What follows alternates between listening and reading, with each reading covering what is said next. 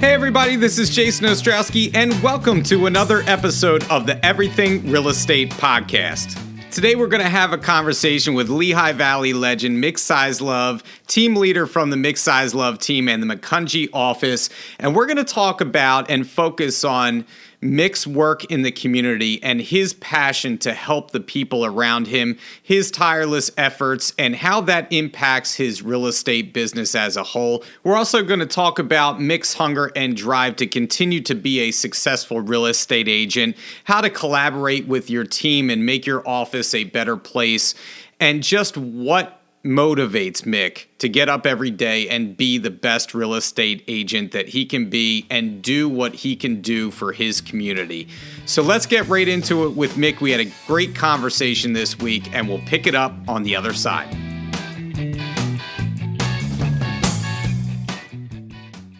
All right, I'm here today with Mick Seislove from the Macungie office, and Mick, you and I have never met face-to-face until we were out at the convention this past week, and we got to talking, and I found out I was blown away, number one, that you listened to the podcast. I was very honored and privileged to hear you say that. But I was really excited then after we actually stopped speaking and we went our separate ways that I was like, you know what? I should have asked Mick to come on the podcast. And so, when I got home, I followed up with you and you agreed to come on. So I'm really excited to have you here today. And we're going to talk a little bit about a lot of stuff, but I want to talk primarily about your involvement in your community and the impact that you make locally. And so first and foremost, Mick, how you doing today? Hope all is well up there in Macungie. Well, thank you, Jason. It was an honor to meet you out in Louisville. And my point wasn't to get on a podcast with you, but I just want to let you know how much I appreciate, listening to you in the morning, you and Jimmy Burgess and Darren Hardy and Brian Buffini. So you're one of my top four. So, man, I'll tell you what, that's some good company to be in. And I truly appreciate that from you, coming from you especially. So I want to get right into it with you because you grew up in the East Penn School District. You lived your whole life in the Macungie area, if I'm correct. And you have been engaged in supporting your hometown for years. And we're going to get into some of that. But your colleagues lovingly refer to you as Macungie Mick. So I'm told. So what does that nickname mean to you?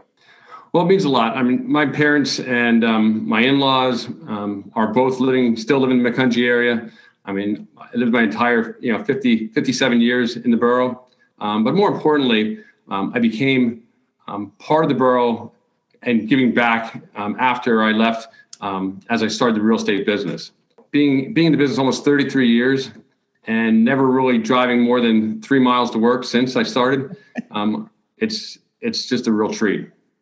I'll tell you what, I got to say, just an aside, I used to have to drive an hour to get to work, and I can appreciate how great it is to have, the office within 3 miles and your surrounding area there. So from what I can gather now, in your past, you've always been a part of the fabric of the community. In fact, I've been told by my sources that you were once a police officer prior to getting into real estate. Is that correct? Well, I should have found out what your resources were before I volunteered for this. Yeah, but I did. I went. I was an ambulance person. I was a firefighter, a police officer, a public works. Eventually, the local borough manager, and in fact, my first 15 years part-time with real estate, I was a borough manager at the time. And I left about 18 years ago now full-time. So 33 years total. That's amazing. So you've always had a drive to be a part of your community. And you certainly, have made your impact through the years and earned your nickname as Macungie Mick, as we talked about. I'm always curious. I always ask this question. So you had your hand in many different areas, being a policeman, being a borough manager. What drove you to get into real estate then? Well, I believe when you look back at the professions and volunteering, those are all service-oriented businesses. And I really believe that's what real estate is. We serve. And I think there's a strong connection. And I knew once I was in the business part-time that it was going to be my future. So I really believe that giving back is the best thing we can do, whether it's directly to to our clients or to the community in whole. So, it's late 80s. In fact, it's 1989. So I have to ask the question, follow up to that question. Did you have a mullet on your first business card? I still have that business card. In fact, it's funny. I walk in some houses now, and I've been giving, their business cards or calendars, and I swear to God, this is 25 years later, and somebody will say, "Here's your business card," or they're cleaning out their house to move, and they still have my original business card. So be careful how many of those are out there. I already went to listings, and they might have 10 calendars down, and so the pictures are definitely getting further apart now. But the mustache was on the first one, and the long brown hair. But yeah, those days are gone. For some reason, I can picture you with Patrick Swayze-esque hair from like Roadhouse. You know what I mean? Something like that. I wouldn't quite go that far. All right. So flash forward to today, and you've been in business for 33 years now. And you have a large, consistently top producing team that's earned a place in Fox and Roach's elite circle as one of the top 25 teams in the company, which obviously you should be very proud of. And you still take great pride in being heavily invested in your own community. So how has serving your community and the people around you made an impact on your own personal business? How has that affected your real estate business?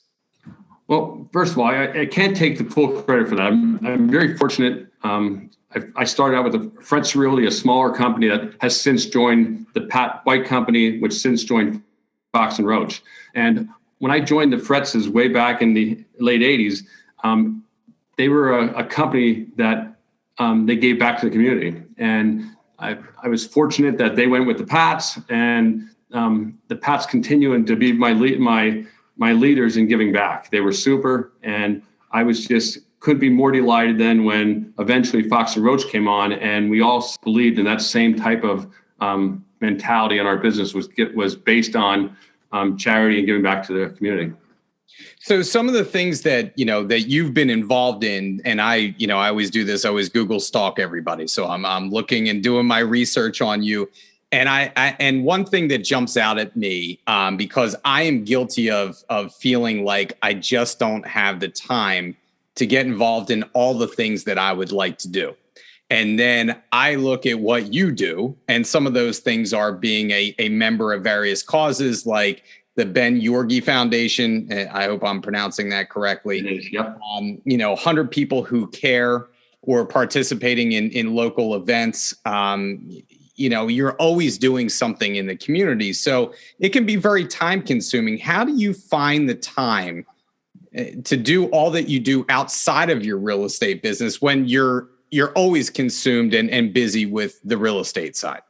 There again, it has to be a passion. And the Ben Yorgi Foundation has been going on for about 15 years. It's a foundation that myself and a few family members of Ben Yorgi had started up for dealing with a young man that had some special needs and passed away, and was very special to our Macungie community. And we thought we had to give something back. So we were able to now give awards each year to a graduating student with intellectual disabilities from different high schools, and be recognized at their high school graduation. And it's been a passion. And again, my office took to that, and I've been maybe the driver for it, but the office and the community falls behind that. And we never looked at it as a way to get business, but just being involved. They see how you care, how you're passionate about it. And if you're passionate about what you do, they see that. The point that I'm driving at here is that I know, Mick, you do not do these things to get business from them. But the point that I'm driving at is that you have a commitment to service. And I think people get to know, like, and trust you through that commitment to service. They see your passion and they see your authenticity. And obviously, the more people that you meet in the community, the stronger bonds that you have with those people. And eventually they want to do business with you. And so you're kind of doing business without doing business, which to me is the best way to build your business. is to, to sell without selling, as we always say. That's not the driver. You're out to help people first, and the business kind of follows along. And I really respect that about you, about what your team does. I was reading a little bit about your team members and what they do. It's all really impressive. And from afar, I've always known the name Mick Seislove, but I've never, gotten to meet you and get into it with you a little bit. And I really admire that about you. So I don't want to make this loving on Mick Seislove podcast, but I do really respect that. And I've also heard that you've spearheaded programs at local parks, that you're out there picking weeds and doing stuff. Is that true? At the Macungie Park, it's a nonprofit park. It's not owned by the municipality, so it's no tax dollars. So there again, there's a lot of volunteers. I'm one of many, and I head my office, but they all come out. I mean, it's unbelievable. Sometimes you just need that driver, and when you have an office that wants to give, it makes it very easy. You talked about the 100 people that care also, and I think it's another group that we started up about 3-4 years ago.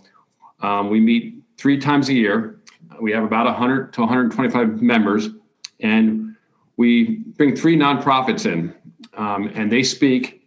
And at the end of the night, each member has to write a $100 check to one of the nonprofits. So in about an hour's time, we raise anywhere between $10,000 to $13,000.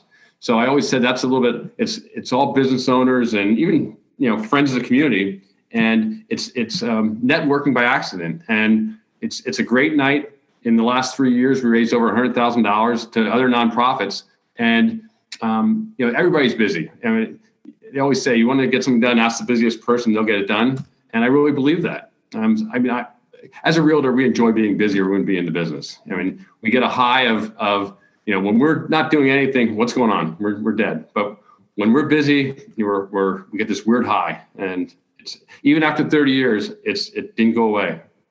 Yeah. And, I understand the addiction to, it's just like anything else. Helping people becomes, one of those things in your life that once you start out doing that, it's hard to stop. My question to you is, do you sleep? Because I don't know if you get enough sleep now. I'm kind of worried about you, all these things that you do, Well, that's probably the biggest weakness, especially with, Rajiv and Brad putting out this Fit Fox Drive and making us get up at 6 o'clock and getting on but no, if there's a weakness, that's probably the sleep is probably the weakness. But, what they say, if you love what you're doing, you never have to work a day in your life. And that's been my life. Yeah, absolutely. So if all this stuff wasn't enough in the community, you're a big client appreciation event guy too. So can we talk a little bit about, not only the community, but your client base? What type of events do you hold every year? How do you show your appreciation for your clients and your loyal customers? Well, there again, the advantage of never moving away from your hometown. I mean, I have a client base that I feel very confident in, that about 500 people, and it's just not a sphere. I mean, it's people that I know that if they're going to list their house, I got a pretty good chance. And if I don't see my sign in the yard, I'm going to be pretty upset. But to do that, you just can't send a calendar to them once a year, or a newsletter every other month, which we do those kind of things. But it's knowing what they're doing. I mean, on Facebook, just being around the events in the park, on the car shows, and getting yourself out there.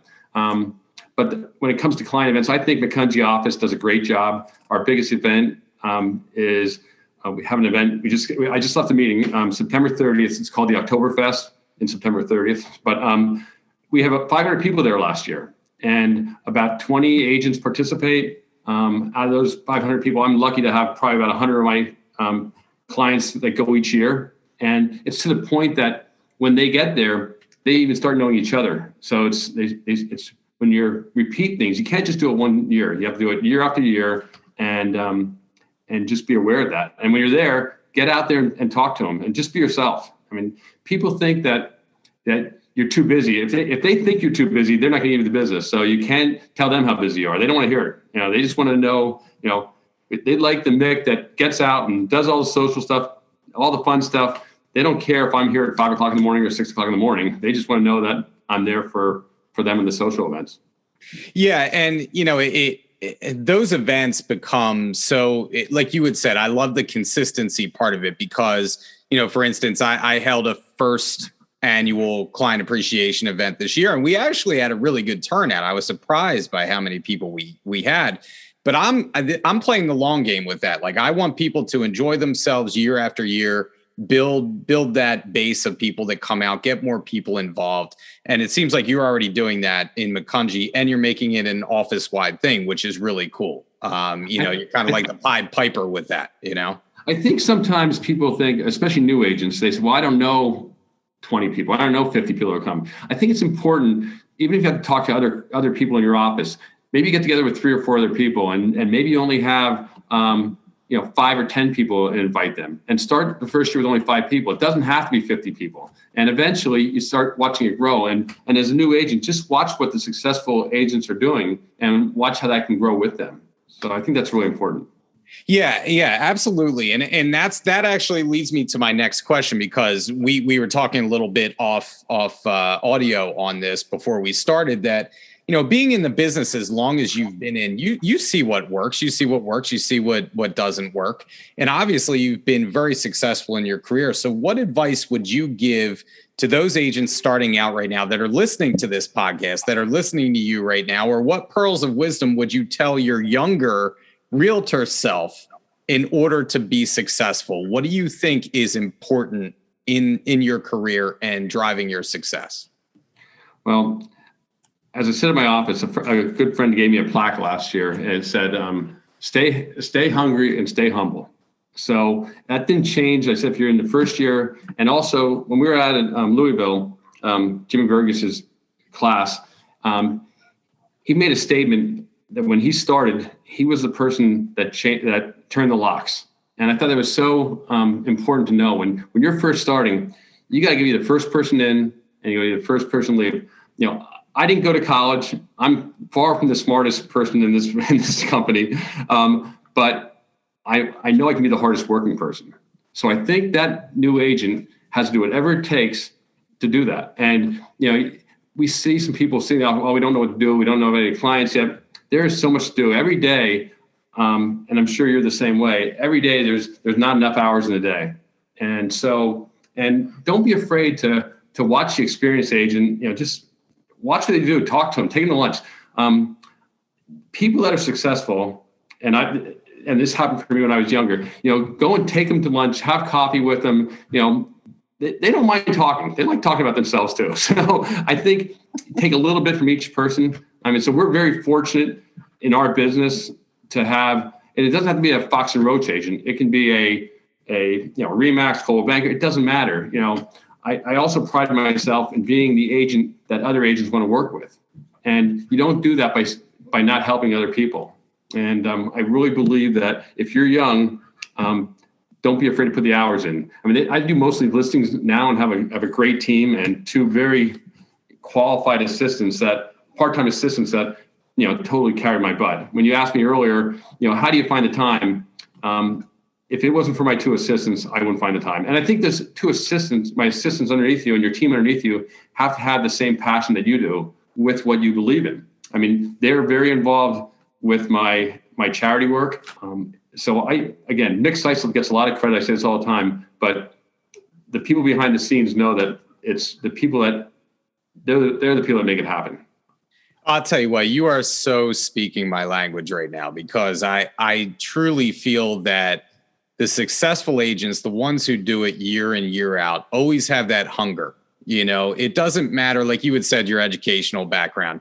I had some health issues, so I never graduated from college. I got into real estate and just loved it right away, and had a passion for it, had a hunger to succeed in it, and to give as much as I can in my day to my profession and getting better.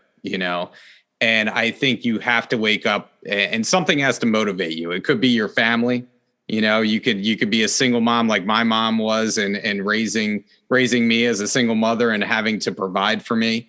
And you could be someone who just is very goal oriented.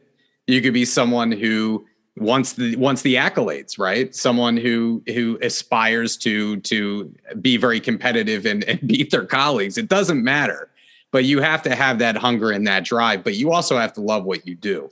And you talk about your team, and it seems like they work as a cohesive unit with you to achieve your goals, you know? I think also, you know, like you said, I didn't have to worry about making it out of college. I barely made it out of high school. But anyway, but I think that the drive was that, like, now, we talked about your podcast. I mean, I think every day you have to drive to keep on learning, and the podcasts are my favorite, you know, my favorite way to keep on stepping it up. After I've been a Buffini person for 10 years, but, you know, after 32 years, I took a one-on-one coaching because I think you can always improve yourself, and, you know, what's the next step? So you can't, when you look back when we first started this business 30 some years ago, and we were carrying those big books around and, you know, going and picking up keys, it has changed. And again, I'm not a computer person, so but if you can't do it yourself, then hire somebody that can do it. Yeah, that's great advice too, because I, you know, and that's one of my questions was going to be with the technological changes. You know, it's not easy. You know, when I even being in the business 15 years, when I first started, we were typing contracts on typewriters, and there were still carbons, and it's like it seems like a prehistoric age where, like, we were cavemen realtors, you know, kind of doing our business, and now things are so different, but you consistently, you know, keep your success level at a certain point. And it's very impressive to see, because if you don't keep up with the times, or you don't find somebody to do it, we always talk about it, your business is going to start to fall. And so, you know, I think that's great words of wisdom if you can't do it, hire somebody else who can. And I know in your office, I know you're also a big collaborator and a contributor, a sharer of ideas with your colleagues.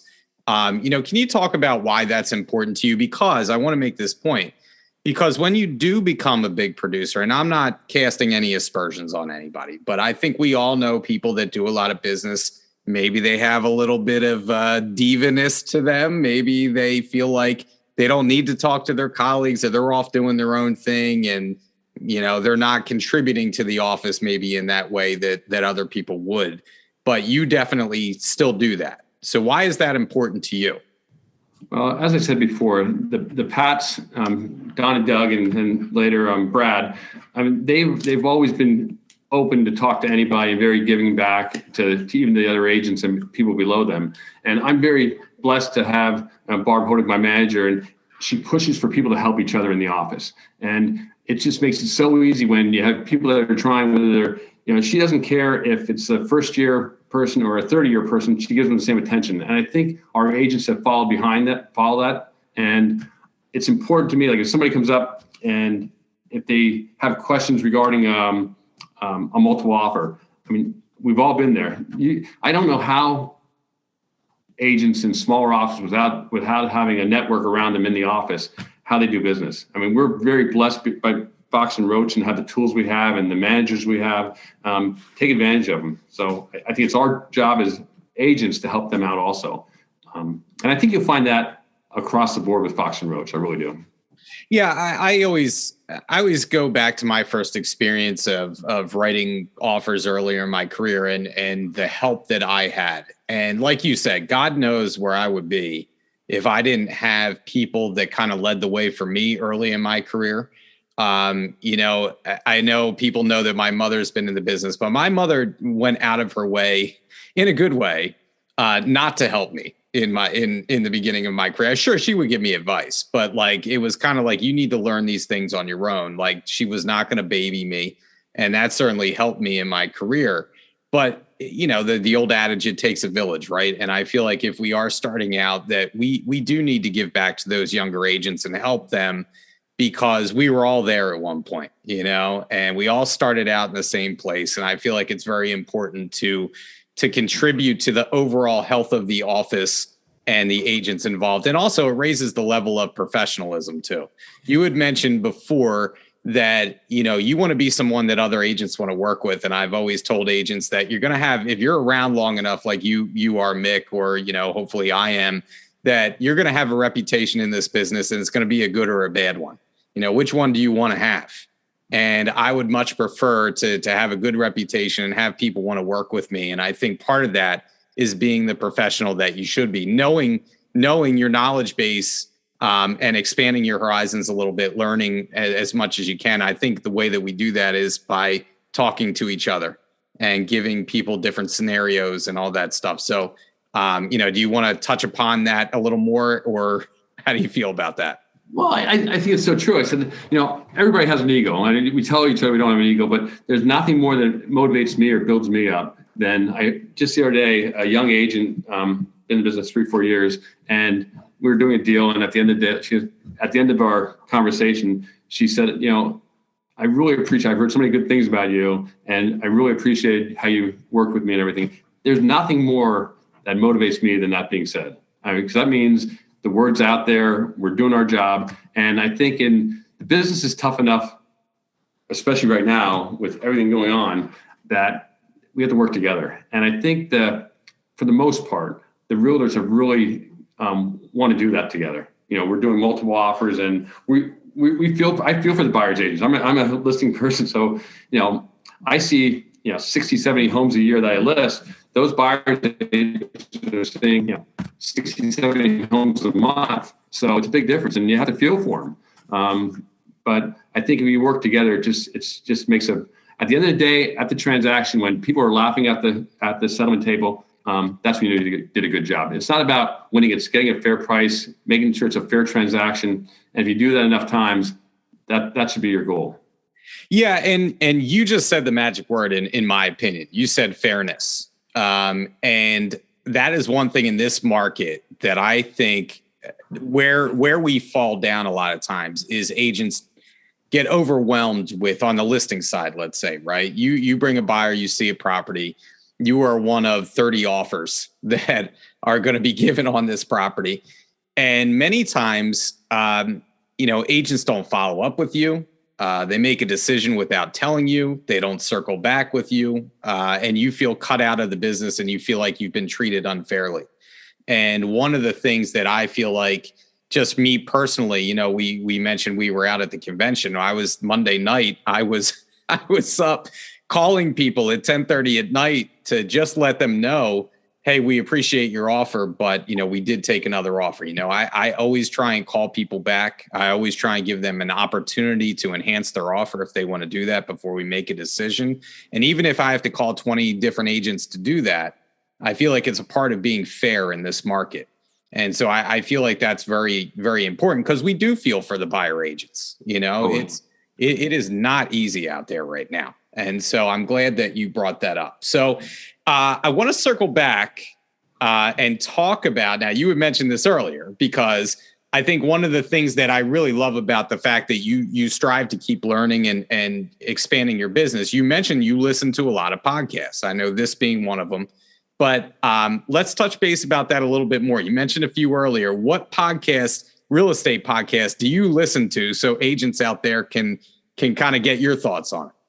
You mean other than yours, of course? Yes, of course, mine. Again, not everybody's a Brian Buffini member, but you don't have to be a member to listen to his podcast. He's twice a week now. It's real estate related, but it's also life related, and it's called Now the Good Life. So I think he's awesome. Darren Daly. Again, not everybody's a Darren fan. I Darren Daly every day. So so he's awesome. And I just recently, probably in the last 6 months, started with Jimmy Burgess, and he seems to be, he might have took a couple steps up the ladder. And I got to meet him out at the convention. It's super. And just a little plug for the convention, especially this year, we changed the format a little bit, but the networking was awesome. And I think it's so cool that, if it wasn't for plays like that, I got to meet you that day. I got to meet Jimmy out there. And if you have a chance to go, if you're not going to the convention, really consider it. Yeah, I'll tell you what, the coolest thing to me is it doesn't matter where the convention is. You could put it in, Siberia. You still get to be with your peers, have a great time.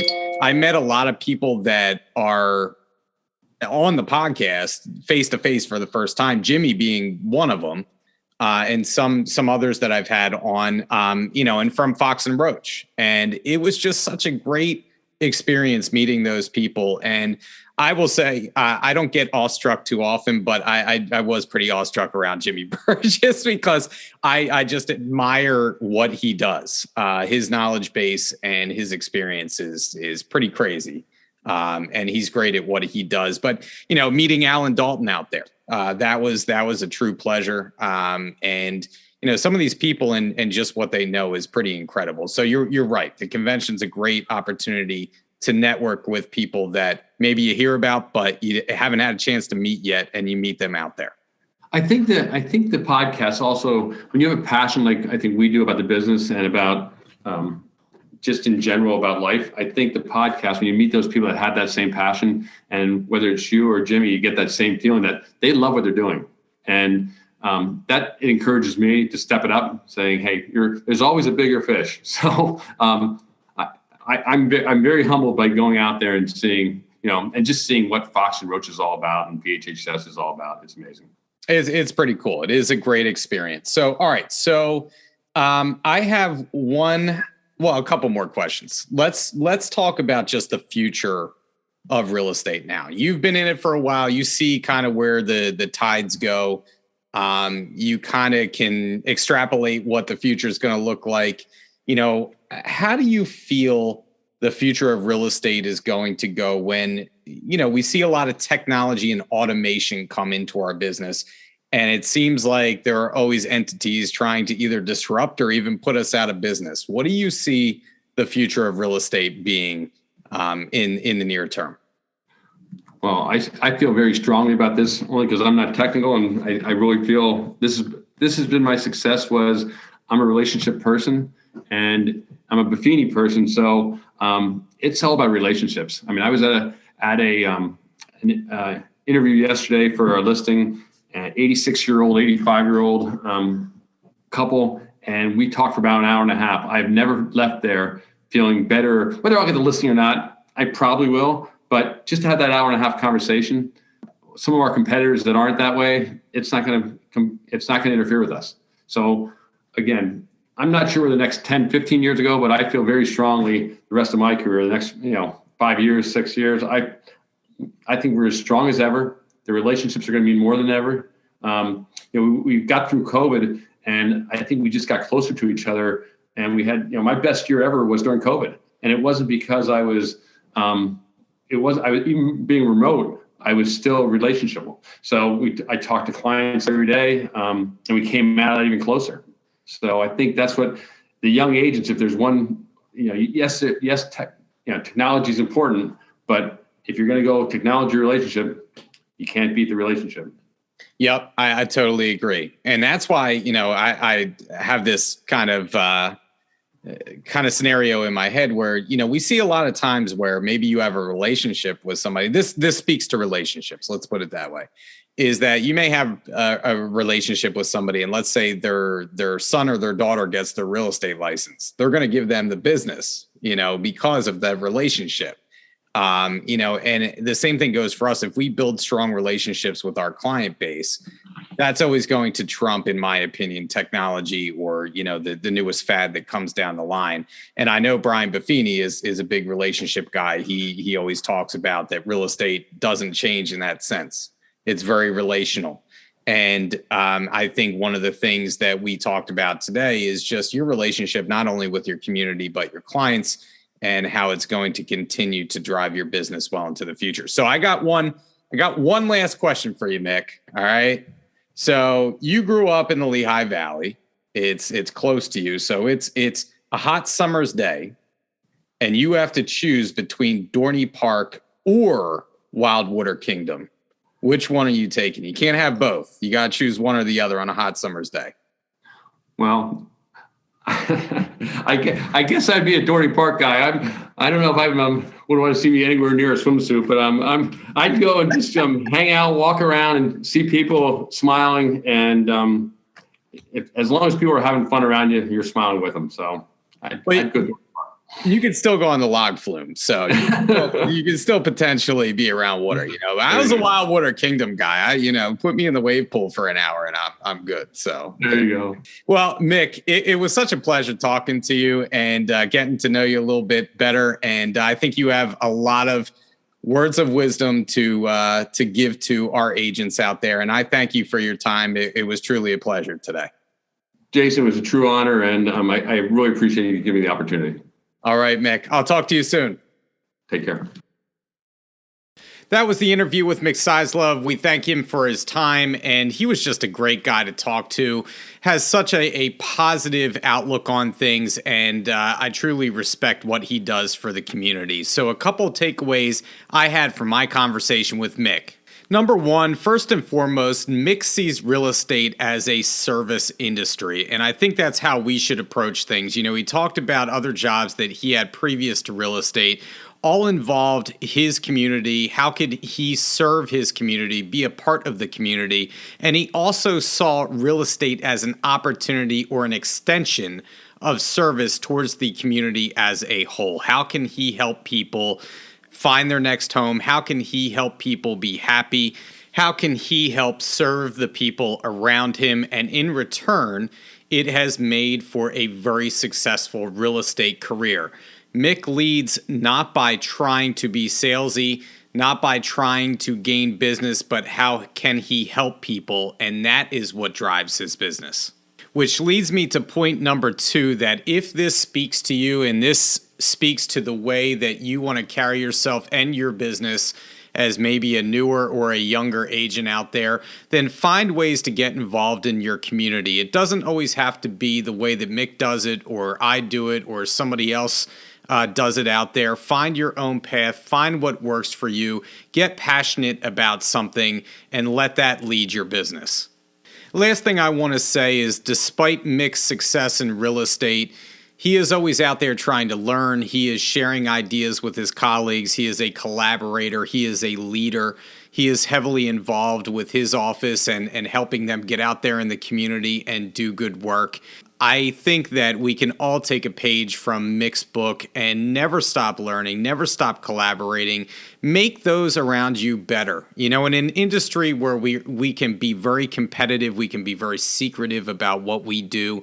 Mick is out there sharing with people in his success, and it helps to lift those around him and make them better agents. And I think that's vitally important for us to follow Mick's lead and do that with the others around us.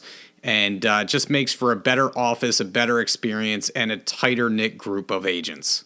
Well, that's the podcast for this week. I thank you for listening, and we'll be back in another couple of weeks with a new topic, a new guest. And as always, if you want to hear something that we haven't covered yet, please reach out to me at jason.ostrowski@foxroach.com. And if you haven't subscribed to the podcast yet, be sure to do so. Also, leave us a review. It helps us to reach more people. And until next time, this is Jason Ostrowski saying stay safe out there, stay selling, and we'll catch you on the next episode of the Everything Real Estate Podcast.